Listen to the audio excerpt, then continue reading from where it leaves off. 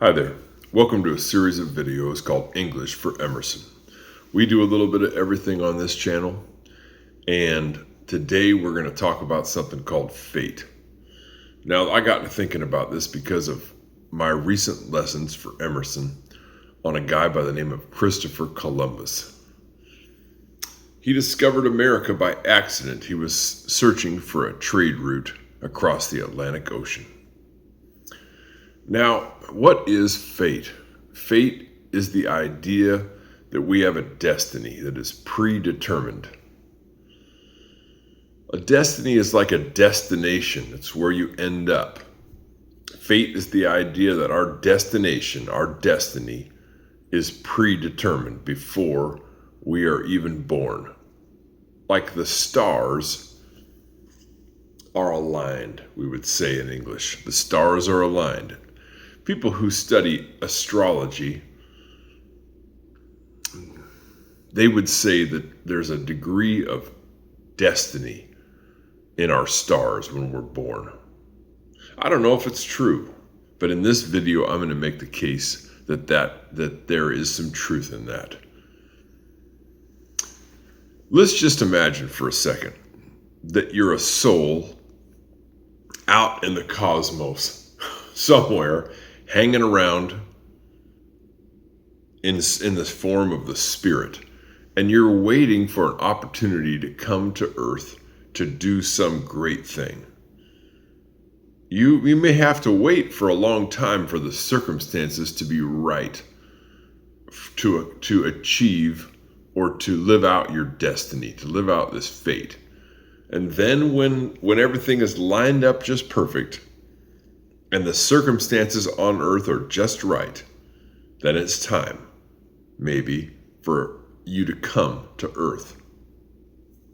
Who knows if that's the truth? But maybe it's true that there are souls hanging out in the cosmos for years and years and years, just waiting for the circumstances to be right to accomplish their destiny on planet Earth. It's just one idea. And I'm going to make the case in this video that that is possible. And indeed that it happened for a guy by the name of Christopher Columbus. Think about it. There was several things that happened for him that were all lined up just perfectly. Number one, there was advances in shipping. For many, many thousands of years, people had been using boats, but they weren't very advanced. People started off with rowboats. They had an oar and a canoe or a boat. And then someone figured out how to put up a mast in the boat and hook up some cloth to it to be driven by the wind. And then how to make a sail and, the improvement in sailing technology improved, it kind of grew over time. But by the time Christopher Columbus came along, ships became fairly advanced in terms of their sails. They began to have multiple masts that would stick up out of the boat that you could attach sails to, and you could change the angle of the sails so that you could direct the boat in a direction that you wanted it to go. And it got to the point where these sailors could take these ships all the way from Europe down around the Cape of Africa all the way over to the Indian Ocean and back. Shipping was coming into its the age of global shipping had begun. Do you follow me? There was another bit of knowledge that had come along at that time. There were scientists by the name of Copernicus and Galileo and other scientists who were doing, research. They had developed telescopes and they were looking at the solar system, the planets, and they were thinking, you know what? Seems that the planets are spheres, like a ball. They rotate in an orbit around the sun. And they thought, well, if there's other planets out there that are orbiting around the sun, maybe the Earth is too. Maybe we're on a great big giant ball in space orbiting around the sun. Christopher Columbus was an avid scholar.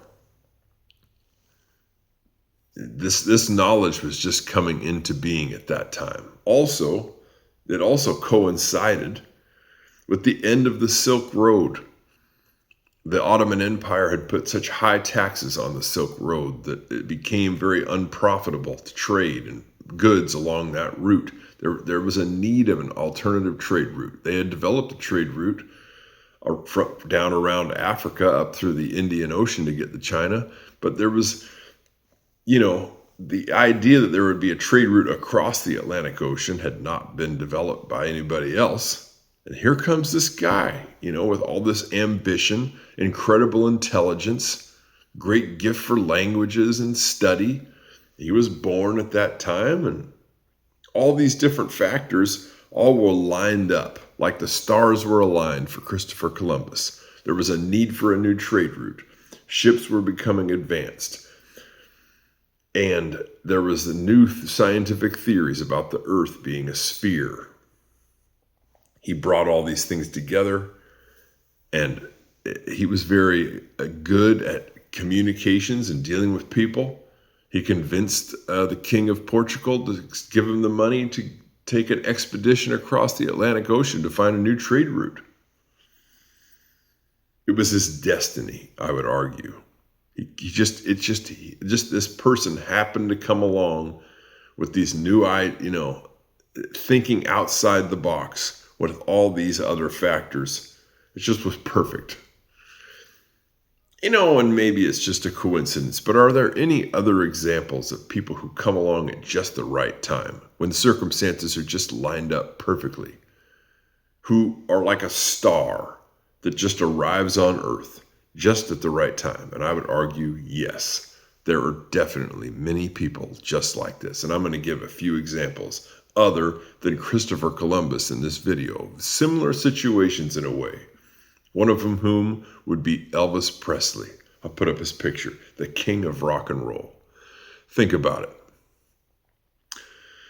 He was born in the Great Depression in America. There was a time in the 1930s where things were really, really rough in America, actually all over the world. He was born to a very humble family, good-looking young kid. He actually had a twin brother at birth who died. Kind of interesting circumstances. His name was Elvis. What does that mean? It means the light in Latin or Spanish. Elvis. El is the vis. Light. Elvis, the light.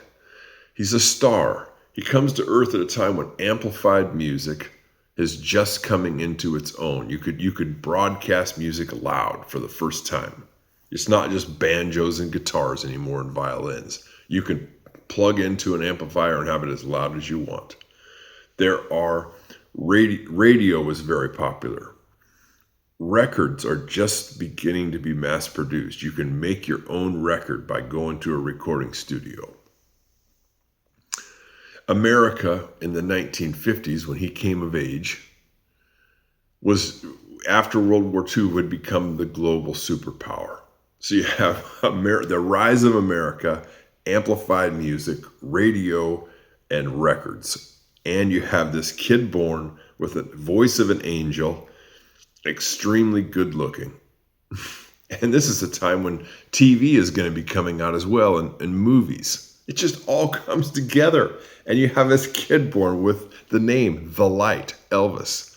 He was a star and destined, I would say. Everything lined up perfectly for someone to be born who was going to be a star in music. Think about it. What are the chances? Someone had to come and do that work and bring so much light into people's lives with rock and roll.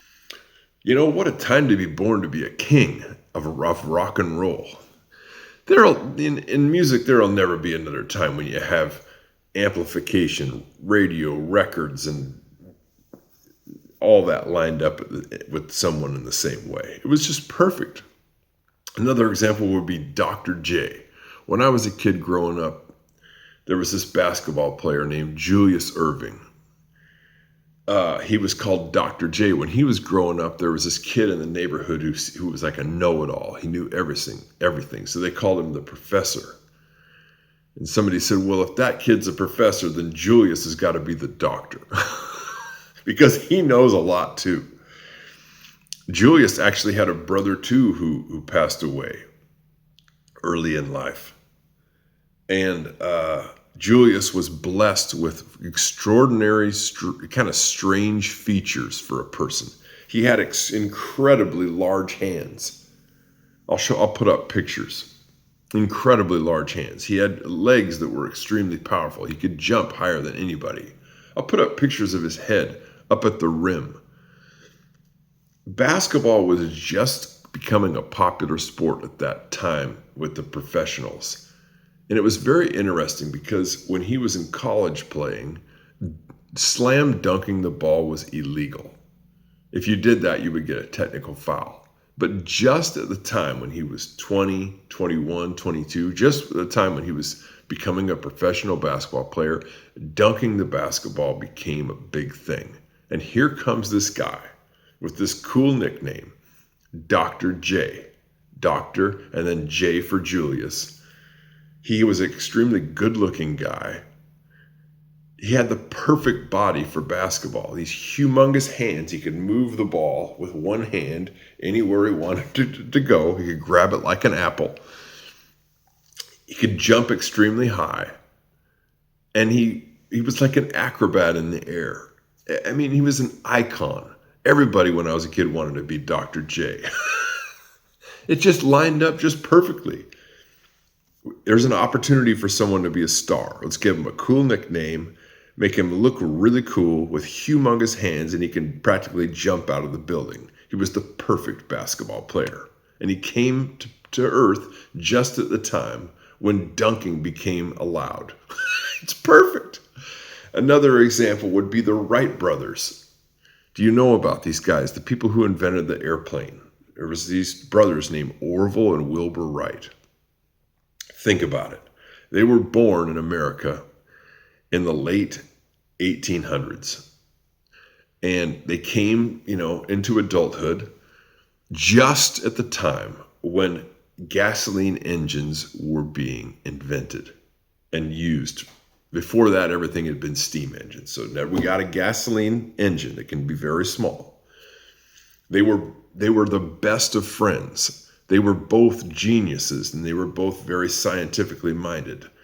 They didn't have any interest in girls. They were just scientists, okay? They owned a bicycle shop in America, in Ohio. And they just hung out together all the time, tinkering with stuff, building stuff. And they started building gliders. You know what I'm talking about? They were a team. It's hard to build an airplane by yourself and go out and test it and fly it by yourself. Here's two guys born, best of friends, both geniuses, in the same house, in the same workshop. They started to experiment with gliders. They went out. Also, they're born in America. And this is the time, in the roaring 20s, the 1920s, or before that, really. But anyway, America was a place for innovation and invention. You weren't going to get in trouble for doing this kind of stuff. You could do anything you want. They took their gliders out to this perfect sand dune on the coast of North Carolina and started experimenting with flight. It was destiny. They had the perfect team. Small engines had just been developed that could run on gasoline. No one had ever flown a plane before. They're in America, the land of innovation. They got the team, they got the engine, they got they're geniuses. No one had flown before. Perfect people to come together and figure out how to make an airplane. It's destiny. What do you think? Do you think it's possible that there's souls out there in the cosmos who are just waiting to come to Earth at the right time when everything is lined up for them to do something fantastic? I think it might be true. I'd like to know what you think. Can you think of any other examples of a person who came to this earth when everything was lined up just perfect for them to do something great? If you can think of something like that, other than these examples, put it in the comments. Destiny. Maybe our fate is predetermined. And we'll see you next time on English for Emerson. Bye-bye.